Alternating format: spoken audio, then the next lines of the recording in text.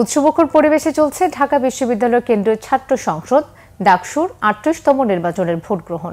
চলবে একটানা বিকেল ৪টা পর্যন্ত। দর্শক, নির্বাচনের খবর সংগ্রহে ঢাকা বিশ্ববিদ্যালয়ের সিনেট ভবনে আছেন আমাদের বিশেষ প্রতিনিধি সৈয়দ আব্দুল মুহিত। কথা বলছি তার সাথে। মিথিলা, আজকে ডাকসু নির্বাচন তো বটেই, পাশাপাশি ডাকসু নির্বাচনে যারা ভোটার, ঢাকা বিশ্ববিদ্যালয়ের প্রায় ৪০,০০০ ভোটার রয়েছেন, যার মধ্যে ১৮,০০০ বা ২০,০০০ ভোটার ঢাকা বিশ্ববিদ্যালয়ের হলগুলোতে অবস্থান করছেন। পাশাপাশি এর বাকি অংশ বিভিন্ন ঢাকা শহরে বিভিন্ন স্থানে থাকেন বা যেভাবেই হোক বসবাস করেন। তো আজকে যে ভোট, ডাকসু ভোট, তাদের প্রত্যাশার বহুল আকাঙ্ক্ষার ভোট, সেই ডাকসুর ভোট দিতে তারা অধীর আগ্রহে অপেক্ষা করছিলেন। সে কারণে আপনি দেখতে পাচ্ছেন যে ক্যাম্পাসে এক ধরনের শিক্ষার্থীদের যে আনাগোনা, সেটি কিন্তু আগের যে কোনো সময়ের চেয়ে আজকে বেশ খানিকটা বেশি। আর একটু বলে রাখি যে আবহাওয়া আজকে অন্যান্য দিনের তুলনায় বেশ গরম, অর্থাৎ ভ্যাপসা গরম। তা সত্ত্বেও শিক্ষার্থীদের যে আনাগোনা, বিশেষ করে আপনি দেখতে পাচ্ছেন যে সিনেট ভবনের সামনে শিক্ষার্থীরা জটলা হয়েছে। বিভিন্ন ব্যাচের শিক্ষার্থীরা তারা এসেছেন, ভোট দিয়েছেন। কাকে ভোট দিয়েছেন সেটি তাদের একান্ত ব্যক্তিগত, তারপরও তারা পরামর্শ করছেন কে জিততে পারে, স্বতন্ত্র প্রার্থী না দলীয় প্রার্থী, কারা নির্বাচিত হবেন বা কারা তাদের প্রতিনিধিত্ব করবেন, সেই বিষয়গুলো তারা আলোচনা করছেন।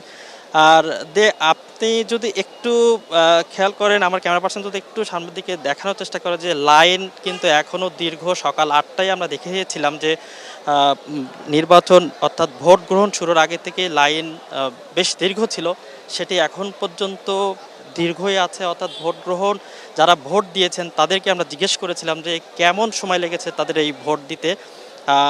তো তারা অনেকে বলেছেন কারো ৫ থেকে ৬ মিনিট বা কারো ১০ মিনিট এরকম সময় ভোট প্রদানের ক্ষেত্রে সময় নিয়েছে।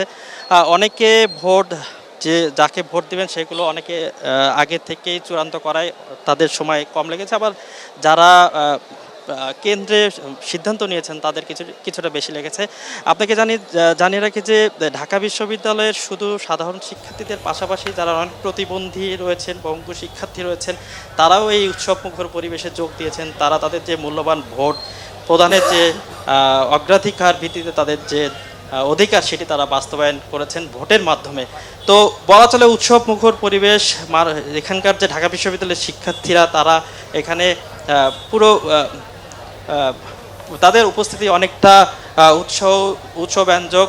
প্রার্থীরা যারা ছাত্র দল, ছাত্র শিবির, তাদের প্রার্থীরা ভিপিজিএস প্রার্থীরা তারা এখানে এসে ঘুরে দেখেছেন, যারা ভোট দিচ্ছেন তাদের সাথে কথা বলেছেন।